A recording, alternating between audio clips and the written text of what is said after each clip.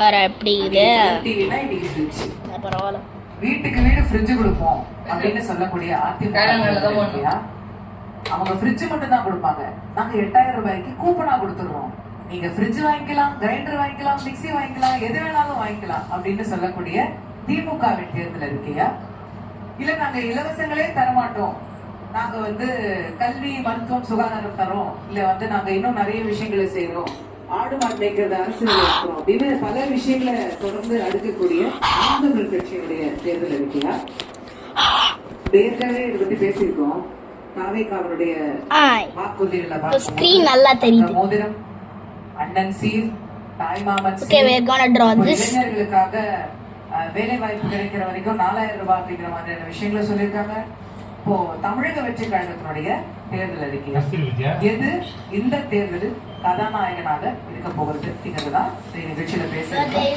இந்த தேர்தலின் கதாநாயகன் யாருடைய தேர்தல் இருக்கு அப்படிங்கிறத பேச கஸ்தூரி அவர்களே முதலாக. தந்தி டிவியின் மக்கள் மன்றத்தில் ஒரு தேர்தல் நேரத்தில் ஒரு முக்கியமான கட்டத்தில் முக்கியமான ஒரு கேள்வியை எடுத்து வைத்திருக்கும் இந்த அரங்கத்தில் இருக்கும் அனைவருக்கும் என்னுடைய பணிவான வணக்கங்கள். அன்புமணி ராமதாஸ் அவர்கள் தெளிவா சொல்லியிருக்கிறார். எங்க கூட்டணி கட்சி தலைவர் திமுக வாக்குறுதிகளை மேனிஃபெஸ்டோ ரிலீஸ் பண்ணதும் அவருடைய ரியாக்ஷனே இப்போ துவக்கத்துல அசோக வர்ஷன் சொன்னாங்க கதாநாயகன் யார் அப்படின்னு. அந்த கதாநாயகன் யார் என்பதை ரெஃபர் பண்ணி அவர் சொல்றாரு. திமுக அறிக்கை கதாநாயகன் கதாநாயகி எல்லாம் இல்ல, அது வெறும் வில்லன் காமெடியனா தான் இருக்கு அப்படின்னு அவர் சொல்றாரு. அதுக்கு காரணம் என்னன்னு சொன்னா, ஐயா 2021ல ஒரு 505 வாக்குறுதிங்க கொடுத்தாங்க. அந்த 505 வாக்குறுதியில 80% மேல நிறைவேற்றிட்டோம் அப்படின்னு சொல்லிக்கிறாங்க. நானும் பல மேடைகள்ல கேட்டேன், இதோ இந்த மேடையில கூட கேட்கிறேன், தெளிவுபடுத்தட்டும். ஒரு 400 சில்லற வாக்குறுதிகள் எதையெல்லாம் நீங்க நிறைவேற்றிருக்கிறீங்கயா? திருப்பி விடியல் 404. அதாவது இங்கிலீஷ்ல கம்ப்யூட்டர்ல ஏதாவது ஒரு வெப்சைட் நீங்க தேடி அது கிடைக்காது, கடைசி வரைக்கும் கிடைக்கவே கிடைக்காது. அதுக்கு என்ன சொல்லுவாங்க? 404 not found. எப்ப நிறைவேற்றினீங்க சார்? இந்த தூய்மை பணியாளர்களுக்கு ஒரு 6 வாக்குறுதிகள் கொடுத்திருந்தீங்களே, அதெல்லாம் அதுல எதையாவது ஒன்னையாவது நிறைவேற்றணும்னு அவங்க தெருவுல போராடினாங்களே, அவங்க எல்லாம் அரெஸ்ட் பண்ணி அழைச்சு போனீங்களா? அன்னைக்கு நிறைவேற்றினீங்களா? தொழிற்சங்கங்கள் போராடினாங்களே, அதுக்கப்புறம் நிறைவேற்றினீங்களா? செவிலியர்கள் போராடினாங்களே, அதுக்கப்புறம் ஆமா ஒரு 500 ஆள் போட்டாங்க செவிலியருக்கு அப்புறம். மாற்றுத்திறனாளிகள், மருத்துவர்கள், விவசாயிகள் எல்லாருக்குமே போராடி அழுத பிள்ளைதான் பால் குடிக்கும். இல்லன்னா இங்க யாருக்குமே பாலோ இல்ல தேனோ இந்த அரசுல ஓடாது நிரூபிச்சிருக்கீங்களே. எடப்பாடி ஐயா அவர்கள் ஃப்ரிட்ஜ் சொல்லிருக்காங்க. ஃப்ரிட்ஜ் என்ன ஏசி கூட வாங்கிக்கங்க. எதுல 2000 ரூபாய்ல அவங்க சொல்ற கடையில அவங்க சொல்ற ஒரு பிராண்ட்ல நீங்க ஏசியை கண்டுபிடிச்சு வாங்கணும். இதெல்லாம் ஒரு டெவலப்மெண்ட் பிளான்ல போட வேண்டிய வாக்குறுதியை எடுத்து வெல்ஃபேர் ஸ்கீம் வாக்குறுதியில போட்டுருக்காங்க. இப்படிப்பட்ட ஒரு வாக்குறுதியை 3 நிமிஷத்துல நம்மளால கலாச்சி முடிக்க முடியாது. இருந்தாலும் அடுத்த முறை எனக்கு வாய்ப்பு கொடுப்பாங்க அப்படிங்கிற தைரியத்துல நன்றி கூறி விடைபெறுகிறேன். நன்றி மேடம் கஸ்தூரி அவர்களே. அடுத்ததாக இந்த தேர்தல் வாக்குறுதிகளை பற்றி பேச டாக்டர் ஷர்மிளா அவர்களே அன்போடு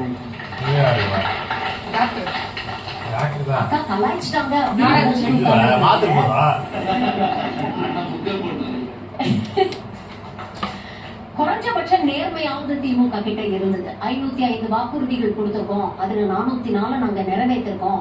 இதுல கிட்டத்தட்ட 64 வாக்குறுதிகளை இன்னும் எங்களால எடுத்துக்க முடியல, அதற்கான காரணங்கள் இருக்கு அப்படிங்கறது 37 வாக்குறுதிகள் இன்னும் ஒன்றிய அரசு எங்களுக்கு அப்ரூவல் வரல அப்படின்னு சொல்லியிருக்காங்க. 20 வாக்குறுதிகள், அதாவது கிட்டத்தட்ட 3% கம்மியான வாக்குறுதிகள் இப்போதைக்கு இதை செயல்படுத்த முடியாது அப்படிங்கறதுனால கைவிட்டுட்டோம் அப்படிங்கிற விஷயத்த தெளிவா சொல்லியிருக்காங்க. இது எப்படி கஸ்தூரி அவர்களுக்கு மட்டும் கிடைக்கல அப்படின்னு தெரியல, ஏன்னா எல்லாருக்குமே கிடைச்சிருக்கு. கஸ்தூரிக்கு மட்டும் 404 இடம் எப்படி வந்துச்சு அப்படிங்கறது எனக்கு தெரியல. சோ இதெல்லாம் எல்லாத்தையும் தாண்டி முதல்ல ஒரு தேர்தல் அறிக்கை அப்படின்னு வரும்பொழுது இது என்னமோ ஒரு 4 பேர் சேர்ந்து உட்காந்து மக்களுக்கு எது நல்லா இருக்கும், மக்களை எது நம்மளால கவர முடியும் அப்படின்னு நினைச்சு அப்படியே அள்ளி போட்டு செய்யக்கூடிய ஒரு உப்மா அறிக்கை எல்லாம் கிடையாது. உண்மையிலேயே உழைச்சு ஒரு சயின்டிபிக் அப்ரோச்சோட ப்ரிப்பேர் பண்ண வேண்டிய ஒரு டாக்குமெண்ட். கொஞ்ச நாள் முன்னால விஷன் 2030 அப்படின்னு திமுக தரப்புல இருந்து ஒரு நிகழ்ச்சி நடைபெற்றது, நீங்க பார்த்திருப்பீங்க. இந்த விஷன் 2030ல அமுதா IAS அவர்கள் எப்படி உங்கள் கனவுகளை சொல்லுங்கள் அப்படின்னு மக்கள் கிட்ட போய் ஒரு ஃபீட்பேக் எடுத்து இந்த 5 ஆண்டு காலத்துல திமுக கூட்டணி என்னென்ன வாக்குறுதி எப்படி நிறைவேற்றிருக்காங்க, அது மக்கள் கிட்ட எந்த அளவுக்கு போய் சேர்ந்திருக்கு, அது மக்களுக்கு எந்த அளவுக்கு பயனுள்ளதாக இருந்திருக்கு, இதை இன்னும் விரிவுபடுத்தலாமா இல்ல இதுல ஏதாவது ஒரு மாற்றங்கள் கொண்டு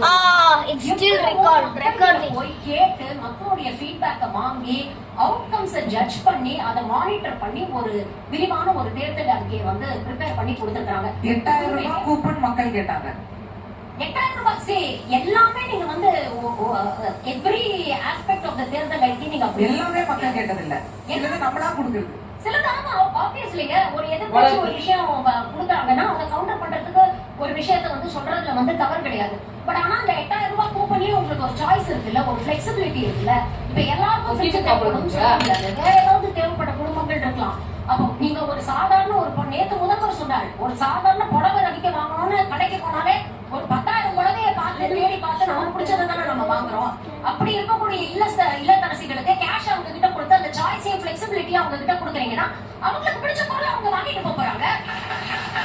ஆனா ஒரு தேர்தல் அறிக்கையில் இருக்கக்கூடிய முக்கியமான அம்சங்கள் என்ன, நமக்கு தேவையான அம்சங்கள் என்ன அப்படிங்கறத உணர்ந்து ஒவ்வொரு வாக்காளரும் அந்த தேர்தல் அறிக்கையின் அடிப்படையில் உங்க தொகுதியில நிக்கிற கேண்டிடேட்டுக்கு நீங்க ஓட்டு போடணும் அப்படிங்கிறது ஒரு கோரிக்கை வைக்கிறேன். நன்றி.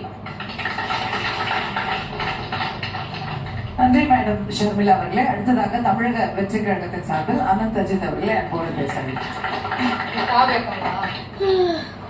ஒரு ஜோக் ஒன்று வரும் ஒரு படத்துல, கடவுள் டக்குன்னு நிற்பாரு, பக்தா உனக்கு என்ன வர வேணும் கேள். இந்த பக்தன் கேட்பான், எனக்கு என்ன வர வேணும்னே தெரியலையே, நீ நயா சாமி அப்படின்வான்.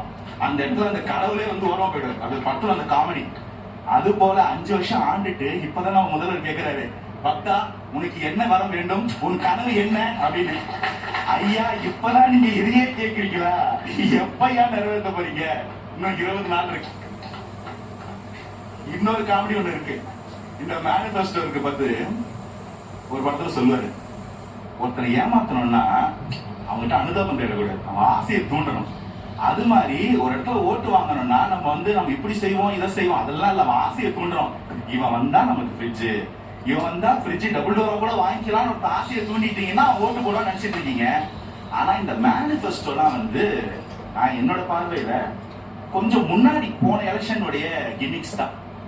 இந்த மேனிபெஸ்டோன்றது இவங்க சொல்றாங்களே செய்யறாங்களா அப்படின்ற கேள்வி எல்லாருக்கும் இருக்கு. சொன்னதுல 505 சொல்லி 404 தான் நிறைவேற்ற முடிஞ்சது, அதுவே பெரிய விஷயம் சொல்றாங்க. என்ன சொன்னார்னா 505 வாக்குறுதி முடிஞ்சதுக்கு அப்புறம் அதை பத்தி எடுத்து அது எழுதினார், தமிழகத்துல இப்பவே 4 லட்சம் கோடி கடன், இவ்வளவு திட்டம் கொடுத்துருக்கேப்பா நீ எப்படி நிறைவேற்றுன்னு கேட்காதீங்க. நம்ம நிதி மேலாண்மை சரியா கையாண்டோம்னா இந்த எல்லா திட்டத்தையும் நிறைவேற்றி, யார் கையும் எதிர்பார்க்காம எல்லா திட்டத்தையும் நிறைவேற்றி நம்ம கடனையும் அடைச்சிட முடியும் அப்படின்னு சொல்லி தான் வாக்குறுதி கொடுத்தார். எல்லா வாக்குறுதியும் பெருசா பத்தி. ஆனா 5 வருஷத்துல 6 லட்சம் கோடி கடன், அதுல 40% கூட இன்வெஸ்ட்மெண்ட் போல, மீதி மொத்தமும் கடனுக்கு வட்டி கட்டுது, டைரக்ட் வேலைகளுக்கு சம்பளம் கொடுக்குது. இந்த நிலைமையிலேயே இன்னும் நிறைய பேருக்கு பென்ஷன் போல, நிறைய பேருக்கு சம்பளம் போல, எல்லா போராட்டமும் இருக்குது. அங்க கூட முதல்வர் போல நீங்க கடனெல்லாம் குறைச்சு தக்க முதலும் கொடுப்பீங்க. ஆமா, நாங்க தான் சொல்லிட்டோமே. அது ஒரே ஒரு ப்ரூஃப் சொன்னோம். இந்த மாதிரி நீங்க கேட்டீங்க நிதி ஆதாரம் எங்க வரும் கேட்டீங்க, அது சொன்ன ஒரே ஆளு தாவேகா மட்டும்தான். 30% கமிஷன் அடிக்கிறாங்க சார். அந்த கமிஷனை தூக்கி ஓரமா வச்சாலும் இந்த மாதிரி 300 திட்டம் பண்ணலாம்னு சொன்னாங்க. நாங்க மோதிரம் கொடுக்குறோம், தாலிக்கு தங்கம் கொடுக்குறோம், அது எதுக்கு கொடுக்குறோம் நீங்க பாக்கணும். அதுல 2 வரும் அப்படின்னு நீங்க வெளில வச்சுப்பீங்க. அதாவது ஒரு மேனிபெஸ்டோனா பாத்தீங்களா நினைக்கிறீங்க. நாங்க மேனிபெஸ்டோ வாக்குறுதி கொடுக்கல, தாவேகா கொடுப்பது அஷூரன்ஸ், உங்க அண்ணனின் கேரண்டி. இதை செய்வோம், இதை தம்பி தங்கச்சிங்களுக்கு செய்வோம், இதை பெண்களுக்கு செய்வோம், இதை விவசாயிகளுக்கு செய்வோம்னா அது அஷூரன்ஸ். மோடிக்கு கேரண்டி மாதிரி அவர் சொன்னது நமக்கு தெரியாது, அக்கா கேள்வி. அது போல நாங்க ஒரு அஷூரன்ஸ் கொடுக்குறோம், இதுக்கு கேரண்டி இருக்கு. அது நடக்கலன்னா நீங்க எங்க கேளுங்க, அது நடக்கலாம் அந்த தேர்தல் ஓட்டு கூட கேட்க தெரியும். அது நடக்கும்ன்றதா அஷூரன்ஸ். அது எப்படி டிரான்ஸ்ஃபார்ம் பண்ண போது, களத்துல இருக்கக்கூடிய தேவை எப்படி நம்ம வாழ்க்கையை வாழ்வதற்கு மாற்றுன்றத 2வது வாய்ப்புல சொல்றேன். வாய்ப்புக்கு நன்றி. நன்றி சகோதரர் அனந்தஜித் அவர்களே. அடுத்ததாக நாம் தமிழ் கட்சியின் சார்பில் அண்ணன் கார்த்தி அவர்களை அப்போது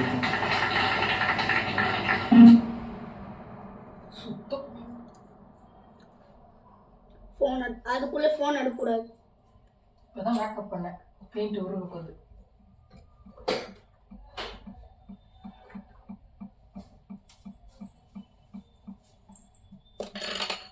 சக்தி வண்டி எடுத்து வரல.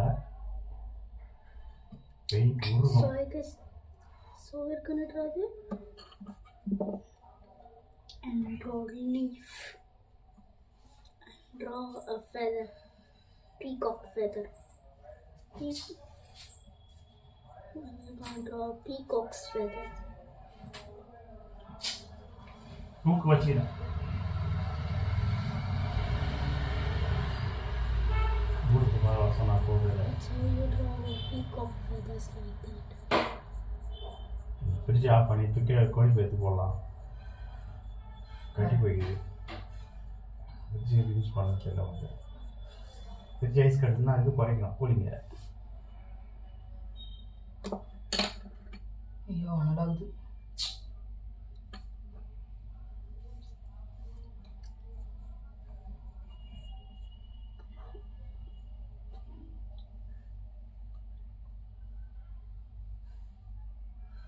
கக்கூஸ் போக அந்த வரக்கூடாதான்.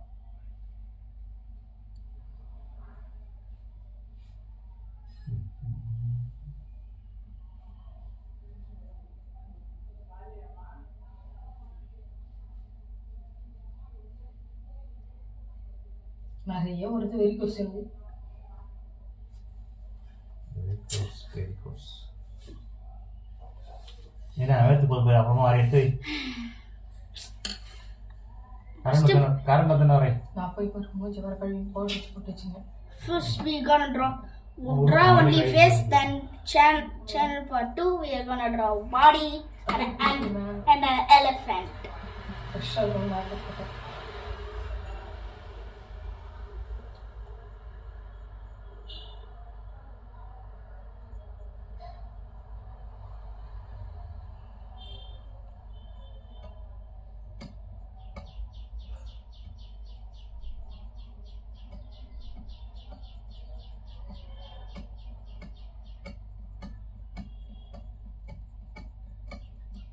அந்த கடை பிரியாணியை அது ஒரு மாதிரி இருக்காமோ எனக்கு பிடிக்க மாட்டேது.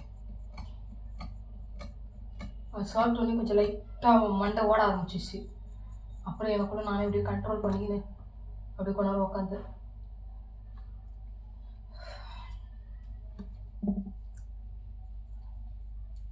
அந்த மாதிரி பிரச்சனை வரவே கூடாது மறுபடியும்.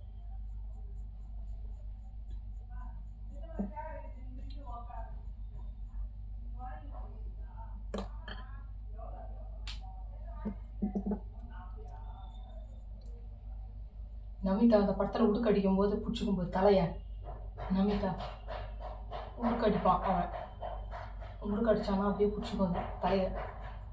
தலை வந்து இப்படி வெடிக்கிற மாதிரி காட்டுவான் அப்புறம் பெருசாக்குற மாதிரி. அது மாதிரி இருந்தது என் பணி. கரண்ட் வந்துச்சுன்னா திரும்பி பார்த்தேன்.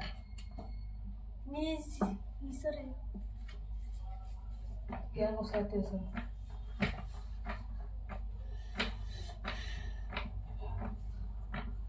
அப்பா கைட்டு பாருங்க.